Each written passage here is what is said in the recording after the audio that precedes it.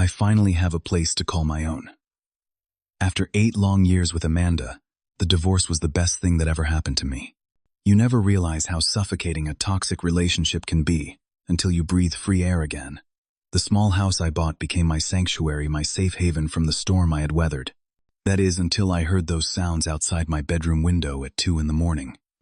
Before I dive into what happened that night, let me know where you are watching from, and hit that like and subscribe button if you have ever had to deal with toxic people who just cannot let go. Looking back, I remember the night I first met Amanda, as clearly as if it happened yesterday. It was at my college buddy Paul's 30th birthday party. The moment she walked in, I felt something shift in the atmosphere. Her laughter carried across the room, drawing me in like a magnet. She had these piercing blue eyes that seemed to look right through you, strawberry blonde hair that caught the light perfectly, and a confidence that was instantly captivating. I gathered my courage and introduced myself. We talked for hours that night, long after most guests had left. Amanda worked in marketing, loved old jazz records, and had a passion for spontaneous road trips. By the end of the evening, I had her number and a promise for dinner the following weekend. Our relationship moved quickly after that. Every moment with Amanda felt electric, exciting. We were inseparable within weeks. She was passionate about everything she did, whether planning elaborate date nights or surprising me with tickets to concerts. 3 months in, we were already discussing moving in together. By 6 months, I was down on one knee presenting her with a diamond ring that cost 3 months of my salary. The wedding was a whirlwind affair, exactly as Amanda wanted it. 200 guests, an exclusive venue, and no expense spared. My parents raised eyebrows at the speed of it all, but I was too blindly in love to notice their concern. All I could see was the beautiful woman who had chosen me and the perfect life we would build together. Those first few months of marriage were a honeymoon phase I thought would never end. Amanda and I bought a spacious house in a nice suburb. We took exotic vacations and posted picture-perfect moments on social media. From the outside looking in, we were the couple everyone envied. Little did I know that behind our carefully curated image, cracks were already beginning to form. The first red flag appeared about a year into our marriage. I came home late after grabbing drinks with James, my best friend since high school. Amanda was waiting in the living room, arms crossed, expression cold. She accused me of cheating, demanded to see my phone, and proceeded to read through every text message I had exchanged that day. When she found nothing incriminating, instead of apologizing, she simply said, "You should have told me exactly when you would be home." After that night, her behavior gradually intensified. She installed a tracking app on my phone for safety reasons. She would call my office multiple times a day to check if I was really there. If a female colleague texted me about work, Amanda would demand to know every detail about my relationship with her. The jealousy was irrational and exhausting. Soon Amanda began finding reasons why certain friendships were bad for our marriage. First to go was James, who she claimed was a negative influence because he was single. Then my college friends, who supposedly did not respect our relationship. Even my weekly basketball games with neighborhood guys became a source of conflict. Eventually, I stopped reaching out to friends rather than deal with the interrogations that would follow. My relationship with my family suffered too. Amanda criticized my parents for being too involved in our lives. She would pick fights before family gatherings, making them so stressful that I began making excuses to skip them. My sister Laura tried to talk to me about her concerns, but I defended Amanda fiercely. I was still convinced that this was what love looked like: passionate, all-consuming, and occasionally difficult. Work became another battlefield. Amanda hated my job as a project manager for a construction company. The hours were unpredictable, and the occasional work dinners drove her into jealous rages. Under constant pressure, I eventually left the career I had spent years building and took a lower-paying office job with regular hours. I told myself it was a compromise for our marriage, not recognizing it as another piece of my identity I had surrendered. Financially, things grew increasingly strained. Amanda spent money as quickly as we earned it. Designer clothes, expensive furniture, lavish parties to impress her friends, all seemed essential to her. When I tried to discuss budgeting, she would turn it around, accusing me of not wanting her to be happy or trying to control her. We began accumulating credit card debt, adding financial stress to our already troubled marriage. By our 5th anniversary, I barely recognized myself. The confident, sociable man I had once been was replaced by someone who second-guessed every decision, who walked on eggshells in his own home, who had isolated himself from nearly everyone he once cared about. Yet somehow I still believed we could make it work. I still loved Amanda, or perhaps I loved who I thought she could be if things just got better. The moment everything changed came on an ordinary Tuesday. Amanda had forgotten her phone at home while rushing to work. When it kept buzzing with notifications, I picked it up thinking it might be something important from her office. Instead, I saw a string of messages from someone saved as Jay. The preview showed enough that my stomach instantly knotted. Last night was amazing. Cannot wait to see you again. Does he still not suspect anything? My hands shaking, I opened the messages. There were hundreds exchanged with this Jay going back nearly 8 months. Explicit photos, detailed accounts of their encounters, plans for their next meeting, and cruel jokes at my expense. My trust, my obliviousness, even intimate details about our marriage that felt like knives twisting in my chest. Jay, I quickly discovered, was Jack Thompson, one of her coworkers. The same Jack she had mentioned casually at dinner parties. The same Jack who had once shaken my hand and smiled at me when I had surprised Amanda at her office with lunch. When Amanda came home, I confronted her with the phone. I expected denial, tears, perhaps even remorse. What I got instead was cold, anger, and blame. "What did you expect, Benson?" she snapped. "You have become so boring, so predictable. You are never ambitious enough, never exciting enough."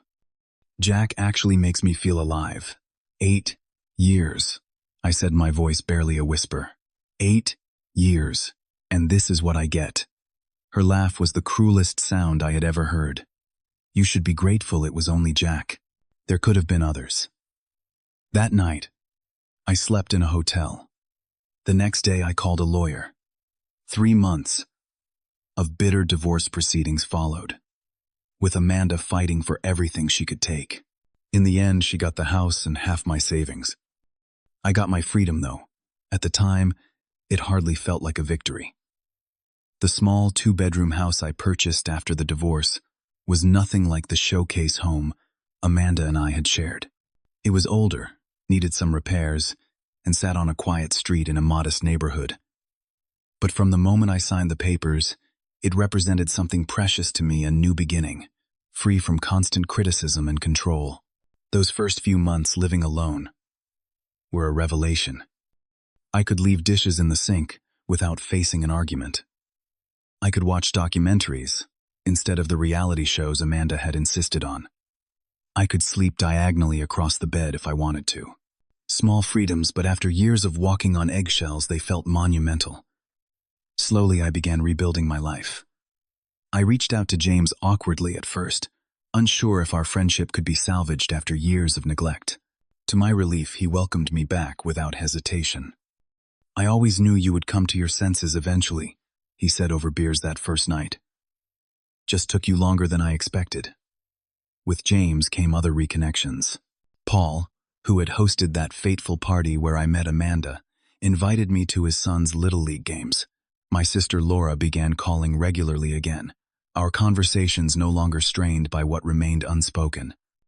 Even my parents, who had never said "I told you so," but certainly could have welcomed me for weekend visits that felt like coming home. I discovered new interests that helped heal my wounded spirit.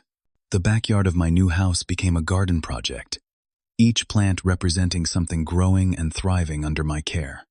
Weekends were spent at hardware stores learning to repair and improve my home with my own hands. I joined a local hiking group, finding peace in nature and casual companionship with people who knew nothing of my past. Work improved too. I found a new position that combined my project management experience with more regular hours, rebuilding my career on my own terms. For the first time in years, I received praise for my contributions, and felt valued professionally. Dating remained off the table. The thought of making myself vulnerable again was too daunting. Give yourself time, my sister advised. You spent 8 years with someone who damaged your sense of self. Healing is not a race. It was during this period of rebuilding, about 3 months after the divorce was finalized, that the trouble started. The first sign was a series of missed calls from an unknown number. When I finally answered, there was only silence before the caller hung up. This happened 5 or 6 times before I heard her voice. Benson, Amanda said, sounding smaller than I remembered. I miss you. I made a mistake. I ended the call immediately, my heart pounding as though I had run a mile. The next day, the texts began, dozens of them ranging from tearful apologies to angry accusations. You will never find anyone who loves you like I did, one read. You owe me another chance, demanded another. I blocked her number, but Amanda was nothing if not persistent. She created new email addresses, found me on social media platforms, even sent handwritten letters to my new address. How she discovered where I lived, I was not sure, but it unsettled me deeply. Then Jack entered the picture. His first message came through LinkedIn of all places. Stay away from Amanda, it read. She wants to fix things with me, not you. Stop encouraging her. I had not spoken a word to Amanda since the divorce had blocked every attempt at contact, yet somehow I was being accused of interfering in their relationship. I blocked Jack too, hoping that would be the end of it. It was only the beginning. A week later, Amanda showed up at my workplace. I was in a meeting when the receptionist called, sounding uncomfortable. There is a woman here, insisting she needs to see you. She says she is your wife. By the time I got to the lobby, security was escorting Amanda out. She was crying, creating a scene that ensured every colleague witnessed my humiliation. My boss called me into his office afterward, concerned. I had to explain my situation, revealing personal details I had hoped to keep separate from my professional life. If you feel unsafe, Benson, you should consider a restraining order, he suggested. The thought had crossed my mind, but something held me back. Perhaps some lingering loyalty, or the hope that Amanda would eventually accept the reality of our separation and move on. That hope vanished when I came out of the grocery store one evening to find my car keyed from headlight to taillight, with the word Liar scratched into the driver's door. There were no security cameras in that section of the parking lot, no witnesses to what had happened. But I knew. Just as I knew who was responsible when all 4 tires on my car were slashed the following week. I began documenting everything. Each text, each email, photographs of the vandalism, dates, and times of Amanda's appearances. I took this evidence to the local police station, where a sympathetic officer took my report, but warned me they could do little without catching someone in the act. Install security cameras at your house, she advised, and seriously consider that restraining order now.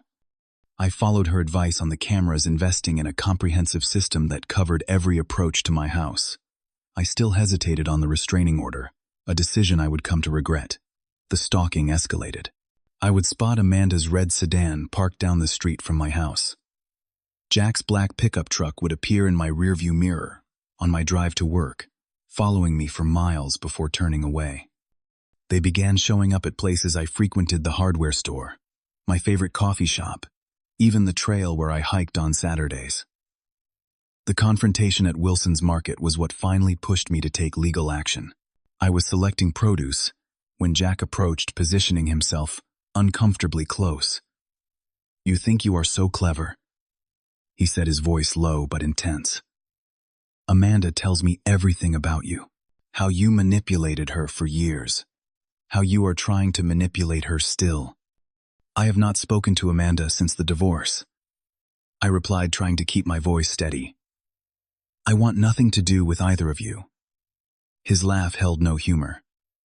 You ruined her life. You think you can just walk away. We are not done with you. There was something in his eyes that sent ice through my veins. This was not just a jealous man protecting his relationship. There was a dangerous obsession brewing, fed by whatever narrative Amanda had created. That afternoon, I filed for a temporary restraining order against both of them. The hearing was set for 2 weeks later. In the meantime, I added deadbolts to my doors, kept the security system armed at all times, and began varying my routes to and from work. James offered to stay with me for a while, but I declined. This was my battle to face. What I did not realize then was just how far Amanda and Jack were willing to go. The sound that woke me was subtle at first. A faint, metallic scraping that could have been dismissed as the house settling or a branch against a window. But some instinct, some deeply buried survival mechanism jolted me fully awake. I lay perfectly still in my darkened bedroom, ears straining. There it was again. The unmistakable sound of metal working against metal coming from my back door. The digital clock by my bed showed 3:17 a.m. My mouth went dry. My heart began hammering against my ribs with such force I was certain it could be heard across the room. With movements slow and deliberate, I reached for my phone on the nightstand. My fingers trembled as I dialed 911. The dispatcher answered quickly, her voice calm and professional. 911. What is your emergency? Someone is trying to break into my house, I whispered, giving my address. I think it might be my ex-wife and her boyfriend. They have been harassing me for weeks. Officers are being dispatched, she assured me. Stay on the line. Are you somewhere safe? In my bedroom, I replied, sliding out of bed. Second floor. As I spoke, a much louder sound echoed through the house, glass shattering, the back door window. They were no longer trying to pick the lock, they were forcing their way in. They are inside, I told the dispatcher, panic rising in my throat. How long until police arrive? 4 to 5 minutes, she replied. Can you barricade yourself in a room? But I knew my bedroom door would not hold against a determined intruder. The baseball bat in my closet suddenly seemed like my only option. I grabbed it, the smooth wood cool against my sweating palms. Sir, are you still there? The dispatcher asked. Yes, I whispered. I have a baseball bat for protection. I'm going to try to hold them off until police arrive. Heavy footsteps sounded on the stairs. Not trying to be quiet anymore. Confident. Brazen. I positioned myself beside my bedroom door. Bat-raised phone. Still connected to 911 in my pocket. The door swung open. Jack entered first, his tall frame silhouetted against the dim hallway light. In his right hand gleamed the unmistakable shape of a hunting knife. Behind him, Amanda lingered, a large duffel bag clutched in her hands. The sight of them in my home, invading my sanctuary, sent a surge of both fear and anger through me. Well, Jack said, his voice slurred slightly. Had he been drinking? Look who is still awake. Get out of my house, I said, trying to keep my voice steady. The police are on their way. Amanda laughed, the sound nothing like the warm laugh that had once captivated me. Always hiding behind rules and laws. Pathetic. We came to get what belongs to Amanda. Jack announced, taking a step toward me. She left some valuable jewelry when you forced her out. Family heirlooms. This was a lie. Any jewelry Amanda owned had either come with her or been divided in the divorce settlement. They were not here for possessions, they had come for me. Nothing here belongs to her, I said firmly. Leave now, and I will not press charges. Jack advanced, another step, knife raised. You do not get to make demands. You have taken enough from her. I gripped the bat tighter, acutely aware of how outmatched I was. Jack had at least 50 pounds on me, most of it muscle, and he had a knife. But I had surprise and desperation on my side. When he lunged, I was ready. I swung the bat, connecting solidly with his forearm. The knife clattered to the floor as Jack howled in pain. But before I could react further, Amanda was on me like a fury, fingers clawing at my face, screaming incoherently about how I had ruined everything. I tried to fend her off without hurting her, but her nails raked across my cheek, drawing blood. Jack recovered quickly, diving for his knife. I kicked it away, sending it spinning under the bed, then swung the bat again, this time catching him in the side. He doubled over, gasping. The struggle felt like it lasted forever, but probably spanned less than a minute. I managed to push Amanda away long enough to retrieve my phone. "They are in my bedroom," I shouted to the dispatcher. "They are armed." As if on cue, red and blue lights flashed through my bedroom windows, casting eerie shadows across the walls. The wail of sirens filled the night air. The effect on Amanda and Jack was immediate. Their faces, twisted with rage moments before, now showed the first flickers of fear. "We need to go," Amanda hissed, tugging at Jack's arm. But it was too late. Heavy footsteps pounded up the stairs, and suddenly my bedroom was filled with uniformed officers, weapons drawn, shouting commands. "Police. Everyone on the ground now. Hands where we can see them." I complied instantly, dropping to my knees, setting the bat aside, palms raised. Jack hesitated, looking wildly around as if seeking escape. For a terrible moment I thought he might do something even more foolish, but finally he too sank to his knees. Amanda was the last to comply, her face a mask of defiance, even as an officer secured her hands behind her back. "This is a mistake," she kept saying. "We were just collecting my things. Tell them, Benson, tell them I lived here." The officer taking my statement was thorough, noting the forced entry, the knife, the confrontation. When I showed him the security footage captured by my system, clear images of Jack breaking the glass of both of them, entering with empty hands, contradicting their story about retrieving possessions, he nodded grimly. "You did everything right," he told me. The restraining order application, the security system calling 911 immediately. Most victims do not take these precautions until it is too late. As dawn broke, I sat in my kitchen holding an ice pack to my scratched face, watching police photographers document the scene.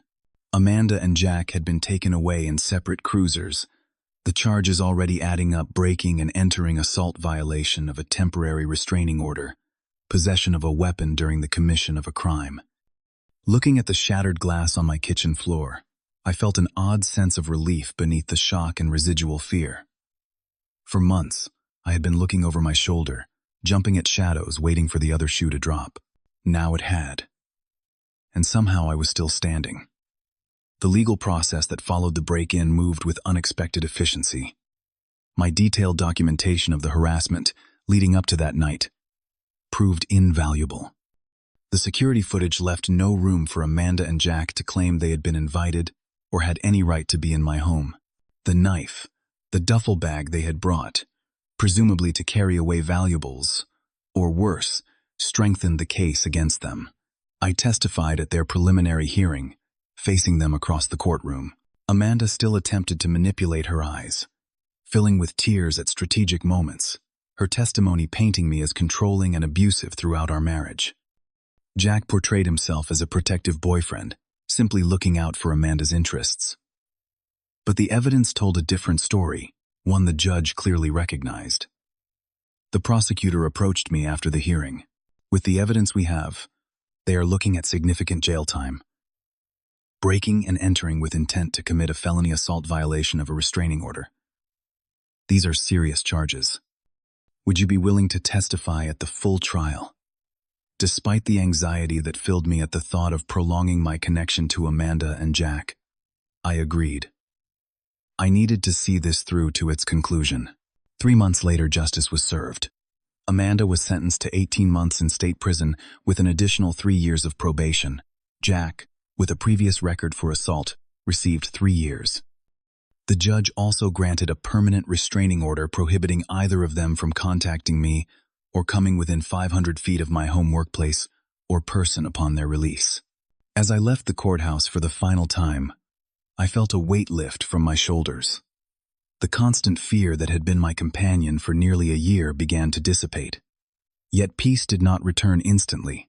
The first few weeks after the trial, I still jumped at unexpected sounds in the night. I checked and rechecked the locks before bed. I scanned parking lots for familiar vehicles before getting out of my car. The nightmares were the worst. In them, I would wake to find Amanda standing over my bed, or Jack's knife would find its mark, or the police would never arrive. I would jolt awake sheets soaked with sweat, heart racing, unable to return to sleep for hours. My sister Laura, concerned about my isolation, convinced me to join a support group for survivors of domestic abuse and stalking. At first, I resisted. "I am fine now," I insisted. "They are locked up. It is over. The restraining order protects your body," she said gently. "But who is helping heal your mind?" The first meeting was uncomfortable. I was the only man in the circle, and I felt out of place, uncertain if my experience qualified me to be there. But as others shared their stories, I recognized patterns that mirrored my own: the gradual isolation, the erosion of self-confidence, the fear of not being believed, the lingering trauma, even after achieving safety. It was in that group that I met Tom, not a fellow survivor, but the therapist who facilitated the meetings. After the session, he approached me. "Your willingness to share helps others," he said. "Many women here have partners who refuse to acknowledge abuse because they think it makes them look weak. Your voice matters." Tom became my individual therapist as well, helping me untangle the complex web of emotions Amanda had left me with. Under his guidance, I began to recognize the red flags I had missed or excused. The love bombing in the beginning that had swept me off my feet. The jealousy I had mistaken for passion. The isolation disguised as prioritizing our relationship. The goal is not just to recover, Tom explained during one session, but to develop a radar for these dynamics so you never find yourself in that situation again. 6 months after the trial, I made a decision that surprised everyone, including myself. I accepted a job offer in Colorado, 2,000 miles from the town, where Amanda and I had built and destroyed a life together. The position offered advancement, better pay, and most importantly, a fresh start in a place with no painful associations. Selling my house was bittersweet. I had made it my own, had begun healing within its walls, but it also held memories of violation of fear. The new property I purchased, a cabin-style home near a national forest, represented the next phase of my journey. The move brought unexpected gifts. The majestic landscape became a natural therapy, the mountains and forests offering perspective that made human problems seem smaller. I joined a local rock climbing club, challenging my body and mind in ways that rebuilt my confidence. New friendships formed organically with people who knew nothing of my past until I chose to share it. It was through the climbing club that I met Sarah. Unlike Amanda, she was quietly confident, secure in herself, in a way that required no external validation. Our friendship developed slowly over shared belays and post-climb coffees. When it gradually evolved into something more, I approached the relationship with both hope and caution. "I have baggage," I told her honestly after our third date. My marriage ended badly, and what followed was worse. I am still working through some trust issues. Sarah's response was simple. "We all have history, Benson. What matters is how we carry it forward, and whether we are willing to keep growing." Her patience as I navigated the unfamiliar territory of a healthy relationship was remarkable. She respected boundaries without taking offense, offered reassurance without enabling insecurity, and most importantly, demonstrated through consistent actions that not all relationships followed the toxic patterns I had come to expect. Looking back now, 2 years after that terrifying night, when Amanda and Jack broke into my home, I can see how far I have come. The man who once surrendered his identity piece by piece to keep the peace is gone, replaced by someone who knows his worth and stands firm in his boundaries. The fear that once shadowed my days has faded, though I remain pragmatically cautious rather than naively trusting. The greatest lesson from this journey has been learning that love should expand your world, not shrink it. Real love uplifts rather than diminishes, supports rather than controls, trusts rather than suspects. And perhaps most importantly, I have learned that walking away from toxicity is not failure. It is an act of profound self-respect. The path forward continues to unfold. There are still moments when old insecurities resurface, when a raised voice causes me to flinch, when I catch myself seeking approval I do not need. But these moments grow rarer with time. Each day brings new opportunities to practice trust, set healthy boundaries, and fully inhabit the freedom I fought so hard to reclaim. If you have ever been in a relationship that dimmed your light rather than helping it shine brighter, know that you deserve better. If you are currently trapped in patterns of control and fear, know that escape is possible. And if, like me, you are rebuilding after the storm, know that the strongest structures are often those built to replace what was destroyed. Have you ever experienced toxic behavior from an ex? What helped you recognize red flags in relationships? Share your thoughts in the comments. And if this story resonated with you, please like, subscribe, and share it with someone who might need to hear they are not alone. Thank you for listening. And remember, your worth is never determined by how someone else treats you.